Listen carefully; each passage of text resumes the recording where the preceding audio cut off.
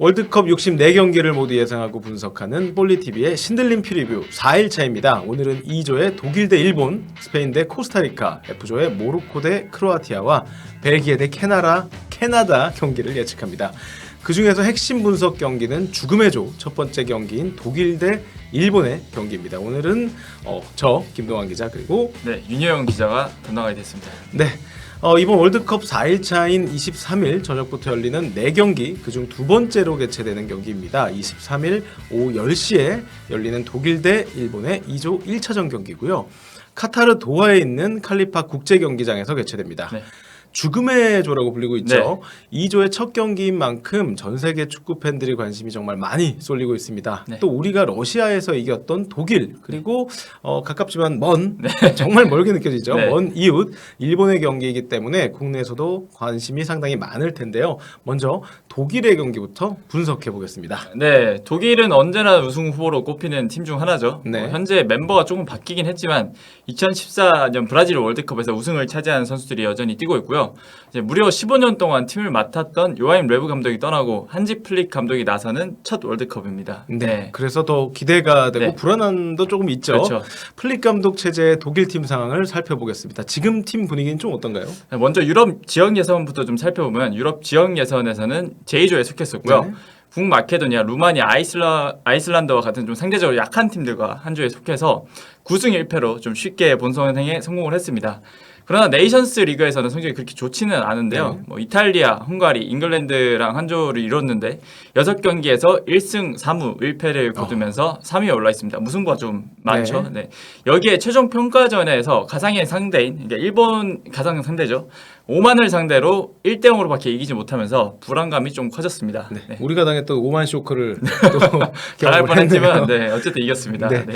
그래도 독일이 네이션스 리그 같은 조에서 네. 있었던 잉글랜드가 이란을 네. 또 6대2로 대파한 걸 보면 사실 독일이 부진할 거다 이렇게 예상하는 건 좀 섣부를 수도 있을 것 같아요. 그렇죠. 여전히 전력에서는 좀 압도를 하고요. 네. 그리고 지금 선수들 유럽 선수들 폼이 굉장히 올라와 있는 그렇죠. 것 같더라고요. 네. 유럽 리그를 하다 보니까 그래서 독일이 그래서 지금 분위기 안 좋아서 못할 것이다 이렇게 예상하는 건 조금 아무래도 성급한 판단인 것 같습니다. 네, 그래도 축구공은 둥급니다. 네. 다음은 선수단입니다. 역시 화려하고 이름값이 높은 선수단을 가지고 있습니다. 최근 3경기 포메이션 살펴볼게요. 네, 지금 표를 보고 계실 텐데요. 네. 독일은 먼저 강한 중원이 가장 장점입니다. 2선과 3선에 모두 좋은 선수들이 굉장히 많죠. 저는 핵심 선수로는 좀 고레츠카를 좀 뽑아봤는데요. 네. 고레츠카는 독일 중원의 좀 핵심으로 꼽히고 또 월드컵 예선에서도 좋은 활약을 보여주는 선수입니다. 어린 시절부터 꾸준히 주목을 받아온 미드필더이고 2018년부터는 쭉 이제 독일의 1강 바이에른 미넨 소속으로 뛰고 있습니다.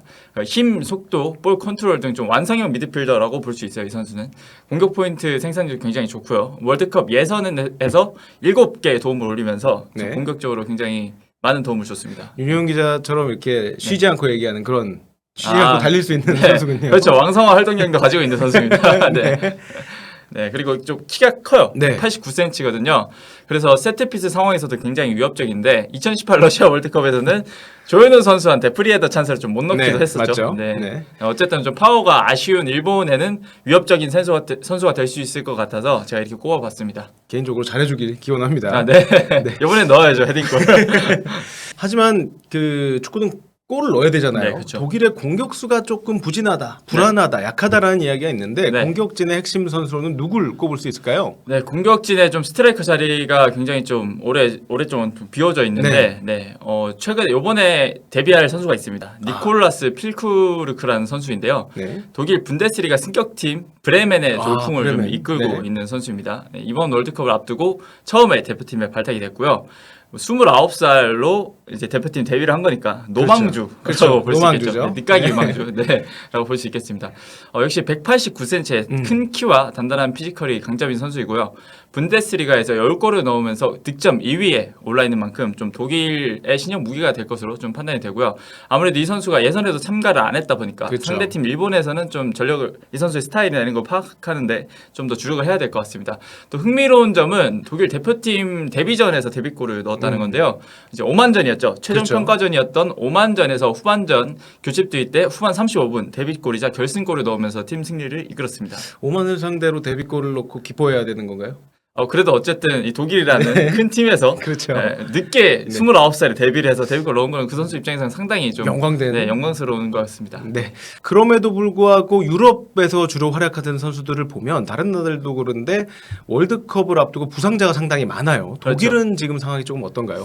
독일도 부상으로 인해서 네. 대표팀에 좀 합류하지 못한 선수들이 꽤 있었습니다. 네. 먼저 잘 알려져 있는 티모 베르너 선수 발목 부상으로 인해서 월드컵이 좌절이 됐고요. 독일 최고의 유망주로 꼽히는 플로리안 비리츠 선수가 지난 3월 달에 당했던 무릎 부상에서 네. 완전히 회복하지 못하면서 참가하지 못하게 됐습니다. 또 마르코 로이스, 오랜 에이스죠. 네, 도르트문트 에이스 마르코 로이스 선수도 발목 부상으로 인해서 명단에 들지 못했습니다. 그리고 독일의 뭐 TMI 특이사항은 또 뭐가 있을까요? 먼저 지난 대회에서 네. 그 챔피언의 저주라고 해야 될까요? 그렇죠. 네, 그 챔피언의 저주로 한국의 조별리그 최종전에서 0대2로 패하면서 16강이 좌절됐다는 점. 월드컵 우승 4회로 이탈리아 최다 우승 2회니까 그래도 역시 우승 후보 중 하나라는 점. 또 최근에는 축구산업 전문 매체 파이낸스 풋볼에서 공개한 월드컵 32개국 대표팀 감독 연봉 순위에 따르면 네. 독일의 한지 플릭 감독이 연봉이 가장 높습니다. 얼마인가요? 연봉 650만 유로로 그러니까 하나로 한 90억 정도 연봉이? 되는데요. 네, 연봉이 네. 한 90억 됩니다. 네, 그래서 몸값이 가장 비싼 감독으로 뽑혔습니다. 돈값을 네. 할지 한번 지켜봐야 될 것 같습니다. 독일 선수들이 일본과의 경기를 앞두고 상당히 강하게 동기부여가 됐다고 하죠. 그렇죠. 아무래도 지난 월드컵에서 네. 탈락을 했잖아요. 우리가 또 한국이 그 앞을 탈락을 안겼죠. 시켰고. 네. 네. 그래서 독일의 10번을 맡고 있는 그나브리 선수가 일본을 과소평가하지 않겠다. 라면서 좀 이번에는 방심하지 않겠다. 지난번엔 방심했다. 지난번에 좀 방심했던 것 같고 네. 이번에는 방심하지 않겠다는 그런 각오를 전달을 했습니다. 네, 그래서 이번에는 독일 선수들이 정신무장이 좀 더 잘 되지 않을까 그렇게 예상이 됩니다. 네, 그렇다면 독일과 맞서는 일본입니다. 우리나라의 최대 라이벌이죠. 그리고 그렇죠. 아시아 최강 팀 중 하나인 일본입니다. 네. 모리아스 하지메 감독이 자국 대표팀을 이끌고 있습니다. 아시아 조별 예선에서는 사우디, 호주와 함께 최종 예선 B조에 속했고요. 조 2위로 월드컵 진출에 성공했습니다. 일본의 최근 성적 살펴보겠습니다. 네, 최근 A매치 5경기에서 2승 2무 1패를 거뒀습니다. 유로파가 빠졌던 동아시안컵 결과가 들어가 있는데요. 네. 유로파가 참가했던 기린컵에서는 가나를 4대1로 대파를 했지만 그렇죠. 튀니지에 0대3으로 패하면서 우승에 실패하기도 했습니다. 11월 17일에 열렸던 최종 평가전에서는 캐나다에 1대2로 패했고 경기도 압도당하면서 좀 기대 이하의 모습을 보여줬습니다. 네, 좋은 모습 보여주길 바라지만 또 다른 마음도 네. 사람의 마음이네요. 네. 자, 재미있게도 독일에서 활약하는 일본 선수들이 상당히 많아요. 그렇죠. 독일이 굉장히 익숙한 선수들이 그렇죠. 많습니다. 총 네. 8명의 선수가 있는데요. 와사노 다쿠마, 다나카 아오, 가마다 다이치, 도안 리스, 엔도 와타루, 이토 히로키 등 총 8명의 선수가 독일 2부 리그에서 뛰고 있습니다. 네. 이 선수들이 독일어도 어느 정도 알아듣기 때문에 경기 그렇죠. 중에 이제 전술지시나 이런 거를 좀 알아들을 수 있을 것 네, 같아요. 뭐 프리킥 찰 때도 그렇죠. 이런 왼쪽으로 차, 드론들 얘기하는 오른쪽으로 차. 거는 그렇죠. 네. 그 정도는 알아들을 수 있겠죠. 상당히 전력 누수를 고민을 해야 될 것 네. 같습니다. 최근 3경기 포메이션을 살펴볼 텐데요. 주로 4-2-3-1 포메이션을 활용했습니다. 네, 일본도 굉장히 좀 중원이 강한 팀이라고 볼 수 네. 있겠는데요. 그 중에서 역시 분데스리가에서 핵심 주전으로 뛰고 있는 가마다 다이치 선수를 좀 핵심 선수로 네. 꼽아볼 수 있겠습니다. 공격형 미드필더부터 그렇죠. 공격수까지 모두 소화할 수 있는 좀 멀티 플레이어고요. 특히 올 시즌에는 분데스리가 7골 3도움으로 자신의 분데스리가 데뷔 후 가장 많은 네. 골을 넣고 있습니다. 초반임에도 굉장히 좀 공격수로 나서면서 그렇죠. 많은 골을 넣고 있습니다. 물이 아주 오른 선수입니다. 네, 그리고 뛰어난 슈팅력, 그리고 축구 센스가 좋은 선수이고요.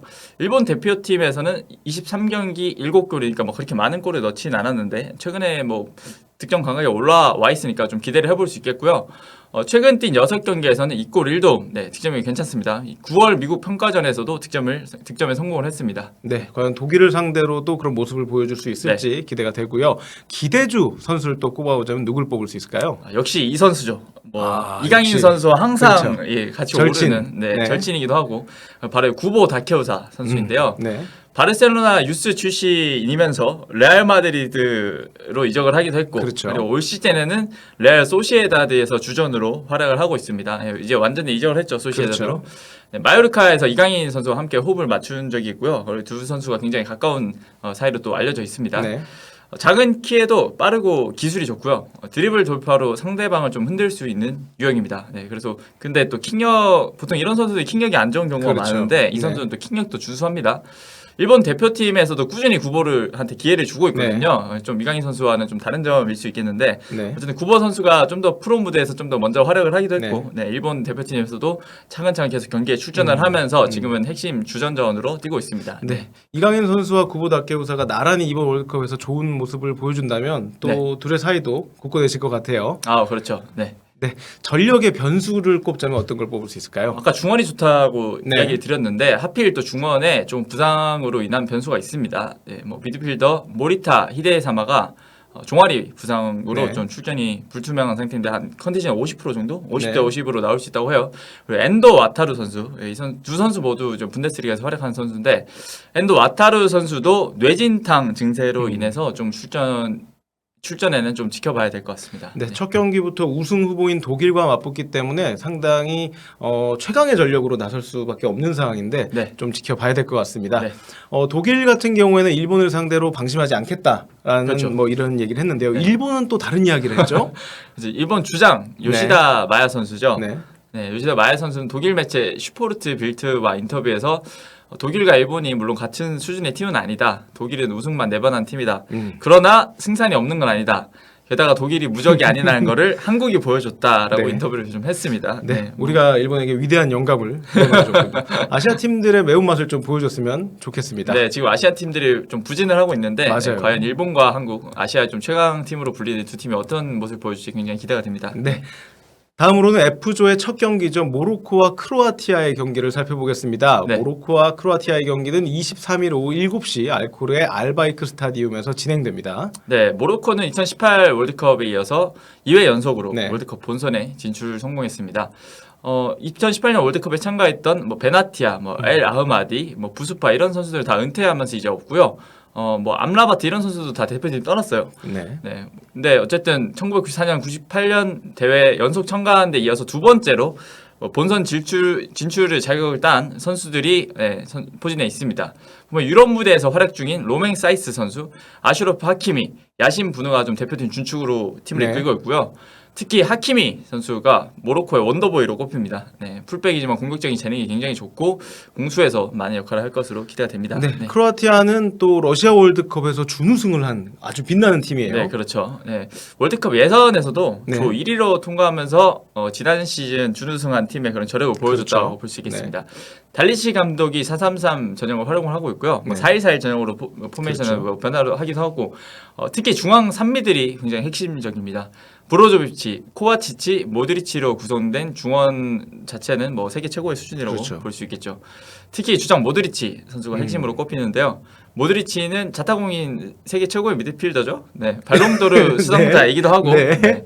뭐 모드리치의 장점을 읊자면 한도 없이 많을 것 같은데 그렇습니다. 뭐 몇 개 꼽아보자면 상황 판단력이 굉장히 뛰어나고 강력한 킥력이 여전히 날카롭습니다. 네, 레알 마드리드에서도 아직 핵심 자원으로 활약을 하고 있고요. 네, 뒤에서 받쳐주는 브로조비치와 함께 이번에도 강력한 중원 장악력을 보여줄 것으로 기대가 됩니다. 이번 대회에서 상당히 다크호스로 활약할 수 있는 팀 중 네. 하나가 크로아티아가 그렇죠. 아닐까 싶고요. 이번에도 결승, 뭐 준결승, 결승 충분히 갈 수 있다. 굉장히 단단한 팀이고 모드리치가 마지막 불꽃을 보여줄 수 있잖아요. 그렇습니다. 정말 기대가 됩니다. 하지만 모로코와 크로아티아 이 양 팀의 대결은 사상 처음입니다. 네. 모로코는 최근 월드컵 10경기에서 1승밖에 거두지 못한 팀이기 때문에 어떻게 보면은 크로아티아가 그냥 우세하다 이렇게도 볼 수가 있겠죠. 네, 뭐 전력 자체로 봐도 크로아티아가 우세한데 뭐 아까 말씀해 주셨듯이 축구공은 등구니까 그렇습니다. 한번 지켜보도록 하겠습니다. 네. 자, 2조 두 번째 경기는 스페인과 코스타리카의 경기입니다. 두 팀은 우리 시간으로 24일 오전 1시 카타르 도하의 알투마마 스타디움에서 맞붙습니다. 네, 스페인은 바르셀로나의 트래블을 이끌었던 루이스 엔리케 그렇죠. 감독이 이끌고 있습니다. 엔리케 체제 스페인은 유로 2020에서 4강까지 진출하는 저력을 좀 보여줬는데요. 네. 월드컵 본선에도 어렵지 않게 진출했고 현재 네이션스 리그에서 포르투갈에서 치고 조 1위를 달리고 있습니다. 스페인이 예전부터 좀 일관된 축구 스타일을 유지하고 있는데요. 바로 패스 축구입니다. 네. 네, 대부분 경기에서 굉장히 높은 점유율을 바탕으로 경기를 압도하는 모습을 보이고 있고 베테랑 부스케츠를 중심으로 가비, 페드리 등 좀 뛰어난 신성들이 또 포진이 그렇죠. 있습니다. 다만 좀 최전방 자원이 약한데요. 최근에 좀 대표팀에서 해결사 역할을 하고 있는 모라타의 득점력을 좀 믿어봐야 될 것 같습니다. 네, 코스타리카는 세대 교체에 성공을 했습니다. 네. 그렇게 하면서 월드컵 본선에도 진출한 팀입니다. 네, 맞습니다. 그 루이스 수아레즈 감독이거든요. 네. 선수랑 이름이 똑같은데 그렇죠. 어쨌든 이 감독이 15개월 동안 팀을 맡으면서 무려 22명을 A매치에 데뷔를 시켰습니다. 뭐 우리나라를 상대로도 골을 넣었던 주이슨 베넷 같은 선수들이 그중 한 명이고요. 평가전에서 봤듯이 매우 촘촘한 수비 블록과 탄탄한 중원으로 먼저 수비를 하고 역습 한 방을 노리는 팀입니다. 브라질 월드컵에서 돌풍을 이끌었던 조엘 캠벨 같은 멤버들이 아직도 뛰고 있고요. 그렇죠. 네, 수비만큼 든든한 골키퍼가 뒷문을 지키고 있습니다. 바로 레알 마드리드에서 챔피언스리그 3연패를 거뒀던 케일러 나바스가 코스타리카의 골문을 지키겠습니다. 네, 양 팀은 상대 전적에서 스페인이 압도를 하고 있습니다. 네. 모두 친선 경기에서 맞붙었고요. 2011년 그리고 2015년, 2017년 세 번 맞붙어 스페인이 2승 1무로 우위를 점하고 있습니다. F조의 두 번째 경기 살펴보겠습니다. 벨기에와 캐나다의 맞대결입니다. 네. 우리 시간으로 24일 오전 4시, 새벽 4시에 알라이안 스타디움에서 맞붙습니다. 벨기에는 이번에도 예전에 황금 세대라 불렸던 네. 그 세대들이 팀을 이끌고 있습니다. 케빈 더브라이너, 루카쿠, 아자르 등이 여전히 팀 명단에 포진해 있고요. 6년 전에 부임한 로베르토 마르티네스 감독이 여전히 팀 지휘봉을 잡고 있습니다. 네. 로베르토 마르티네스 감독은 3-4-3 플레이 스타일을 쭉 고수를 하고 있어요. 한결같은 네, 감독이에요. 한결같습니다. 네. 예전과 큰 차이가 없고요. 다만 공격진의 몸 상태가 굉장히 변수인데요. 루카쿠가 올 시즌 초반부터 좀 부상으로 많은 경기에 나서지 네. 못했고 최근에도 11월 달에 부상으로 팀 소속팀 경기에서 그렇죠. 좀 나서지 네. 못하는 경우가 있었습니다. 또 아자르 선수가 레알 마드리드 이적 후에 시작된 부진이 지금 몇 년째 계속 이어지고 있어요. 네. 이번 몇 년째? 네. 중요한 건 몇 년째죠. 이번 시즌에도 먹튀 논란이 계속 이어지고 네. 있는데 이제 더 이상 기대감은 없었는데 이번에도 명단에 뽑혔어요. 네. 그래도 베테랑 선수인 만큼 큰 대회에서는 좀 모습을 기대해봐야 될 것 그렇습니다. 같습니다. 네.